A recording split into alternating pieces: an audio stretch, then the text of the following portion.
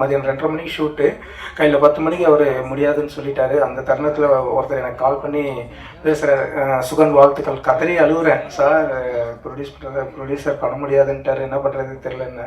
ஒரு லெட்டர் ஒன்று எழுதி கொடுத்தாங்க, நாளைக்கு கொடுத்துறேன்னு சொல்லி நான் விட்டுறேன்னு. நானே, என் ஒய்ஃபு, என் பையன் 3 பேரும் அப்படியே அழுது நிற்கிறேன். என்ன பண்ணுறதே தெரியாமல் நின்றுட்டு இருக்கேன். கோயில் திருவிழாவுக்கு ஒரு 50,000 60,000 பேர் கிட்ட இருப்பாங்க அந்த திருவிழாவில். அந்த திருவிழாவில் படம் எடுக்கணும், எந்த பக்கம் பார்த்தாலும் அவங்க கேமரா இருக்கும், அவங்க கேமராவை ஏமாற்றணும், அவங்க எங்கே பார்த்தாலும் போலீஸ் இருக்கும், போலீஸை ஏமாற்றணும். கடவுளை நம்ம பார்த்துருப்போமா நீங்கள் கேட்டிங்கன்னா எல்லாருமே கடவுளை பார்க்கல, ஆனால் கடவுள் ரூபத்தில் யாரையாவது பார்த்தேன்னு சொல்லுவாங்க. நான் இன்னைக்கு வரையும் கடவுளாக பார்க்குற ஒரு மனிதன் யாருன்னா என்னுடைய தயாரிப்பாளர் சிவராஜ் சார் தான். ஏன்னா இந்த படம் பண்ணும்போது அவர் ப்ரொடியூசர் கிடையாது.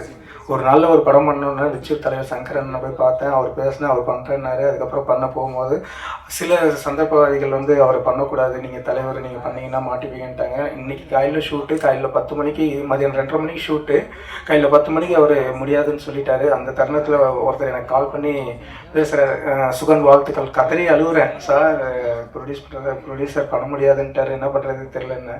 அப்போது அவர் தான் ஆர்சிசி சதாசிவன்ட்டு, நான் இருக்கேன்ப்பா, அப்பா இருக்கேன்ப்பா, நீ பண்ணுப்பான்னாரு. ஸோ அவரால் முடிஞ்சதோ இல்லையோ அன்றைக்கி சொன்ன அந்த வார்த்தை படத்தை முடிச்சிட்டேன்.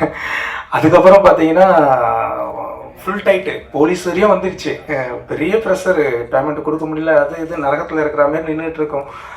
போலீஸு சாம் சார் மூலிமா போலீஸ் சாம் சாரும் பெரிய சப்போர்ட். சாம் சாருக்கு தான் நன்றி சொல்லணும். ஏன்னா அந்த டைமில் லைட் யூனிட் லாக் பண்ணிட்டாங்க, நீங்கள் காசு கொடுத்தா தான் வெளில போக முடியாது, எல்லாரும் உள்ளே மாட்டிக்கிட்டு. அப்போது சாம் சார் தான் ஃபோன் பண்ணி போலீஸ் வர வச்சார். போலீஸ் அடுத்த செகண்டே எல்லாத்தையும் கிளியர் பண்ணி ஒரு லெட்டர் ஒன்று எழுதி கொடுத்தாங்க, நாளைக்கு கொடுத்துறேன்னு சொல்லி நான் விட்டுறேன்னு. நானே, என் ஒய்ஃபு, என் பையன் 3 பேரும் அப்படியே அழுது நிற்கிறேன். என்ன பண்ணுறதே தெரியாமல் நின்றுட்டு இருக்கும்போது போலீஸ் சப்போர்ட் பண்ணாங்க. அதுக்கு சாம் சாருக்கு ரொம்ப ரொம்ப நன்றி சார்.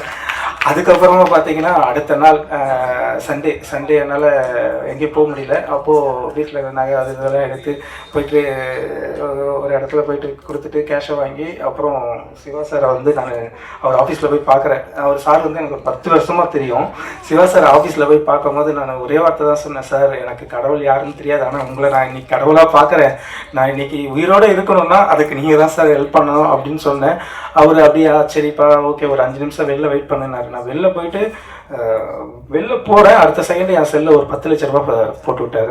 ஸோ என்னால் இன்றைக்கி வரையும் நினச்சே பார்க்க முடியாது. அந்த ஒரு செகண்ட் என்னுடைய உயிரை உணர்றதுக்கு ரெடியாக இருந்தேன். ஆனால் அவர் பார்த்துட்டு நான் செஸ்ட்டு அப்படி போயிட்டு வரதுக்குள்ளேயே என் அக்கௌண்ட்டுக்கு 10 lakhs வரும்போது கடவுள் இருக்காருன்றதை நான் அன்றைக்கி தான் உணர்ந்தேன். இன்றைக்கி வரையும் நீங்கள் என்ன வேணால் நினச்சிங்க, கடவுளாக நினைக்கிற ஒரு மனிதன் யாருன்னா அது என்னுடைய ப்ரொடியூசர்.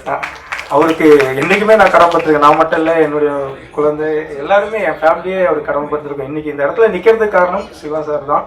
சார் மீண்டும் மீண்டும் உங்களுக்கு என்னுடைய லைஃப் ஃபுல்லாக நான் லைஃப் மறக்க மாட்டேன். ஸோ நன்றி சார். அனுபவமே இல்லாமல் பண்ண படம் தான் பிதா. அதுக்கப்புறம் கலைஞர் நகர் 23 hours, இதோட ரெக்கார்டு நாங்கள் வருஷம் 23 hours. அது பார்த்தீங்கன்னா எல்லாம் பெரிய artist, Prajin, Livingston sir, love today, Kathir, அது இதுன்ட்டு. ஸோ எல்லாமே பெரிய பட்டாலும். அது இந்த படம் அனுபவமே இல்லாமல் எடுத்த ஒரு படம் எதுன்னு பார்த்தீங்கன்னா பிதா. எங்களுக்கு ஷூட்டிங் எப்படி எடுக்க போகிறோம், ஏது ரிகர்ஸ் எல்லாம் பார்த்தா பிளான் பண்ணிட்டோம், எல்லாம் இது பண்ணியாச்சு, எடுத்து முடிச்சிட்டோம். அதுவே பெரிய அனுபவம். பட்டு 23 மணி நேரத்தில் நாங்கள் கிட்டத்தட்ட அந்த இடத்துல பார்த்தீங்கன்னா அந்த கோயில் திருவிழாவுக்கு ஒரு 50,000 60,000 பேர் கிட்ட இருப்பாங்க அந்த திருவிழாவில்.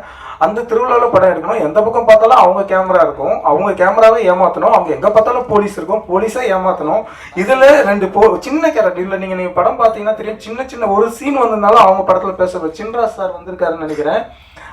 அவரு ஒரே ஒரு சீன் தான் அவர் ஸ்கோர் பண்ணிட்டு போயிருப்பாரு. போலீஸ் கேரக்டர் 2 பேர் வந்திருப்பாங்க, அவங்க ஸ்கோர் பண்ணிட்டு போயிருப்பாங்க. ஆரஞ்சு மிட்டாய் பிரபா எல்லாருமே அவங்க ஒரு சீன் வந்தாலும் ஸ்கோர் பண்ணிட்டு போயிருப்பாங்க. அந்த திருவிழாவில் அவ்வளோ சீட் பண்ணி அவ்வளோ பிளான் பண்ணி எடுக்கிறோம். அந்த பிரச்சனையும் மாட்டியே தப்பிச்சு படத்தை முடிச்சு இன்னைக்கு திரைக்கு வருது. ஸோ இதுக்கப்புறம் என்னுடைய cameraman, music director, art director, so எல்லாருமே நன்றி.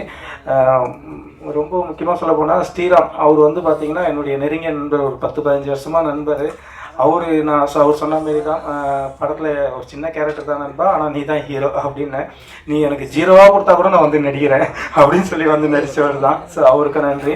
சாம் சார் கேரக்டருக்கு ஏகப்பட்ட பேரை செலக்ட் பண்ணோம். யாருமே பெரிய பெரிய ஆக்டர்லாம் கூட செலக்ட் பண்ணி நடிக்க வைக்கணும்னு பார்த்தா எங்கே சுற்றினாலும் சாம் சார் தான் நிற்கிறாரு. ஸோ அந்த நிற்கிறதோட பிரதிபலிப்பு தான் இன்னைக்கு இந்த படத்தில் பெரிய அச்சீவ்மெண்ட். சாம் சாருக்கு மீண்டும் ஒரு பெரிய நன்றி. எல்லாருமே கொஞ்சம் பெரிய ஆர்டிஸ்ட்டு நடிச்சிருக்காங்க. அனு கிருஷ்ணா இந்த படத்தில் காசு வாங்காமல் நடிச்சிருக்காங்க. ஹீரோயின் அவங்க தங்கச்சின்னு தான் கூப்பிடுவேன். ₹1 கூட காசு வாங்கலை அவங்களுக்கு. அப்புறம் சிவன் அவரும் காசு வாங்கலை, சேலத்துலேருந்து வந்து நடிச்சிருக்காரு, அவரும் காசு வாங்கலை. எல்லாருமே கம்மியாக தான் காசு வாங்கினாங்க. காசு வாங்கலைன்றதுக்கு மற்றவங்களாம் காசு அதிகமாக வாங்கிட்டாங்களே, எல்லாருமே கம்மியாக தான் வாங்கினாங்க.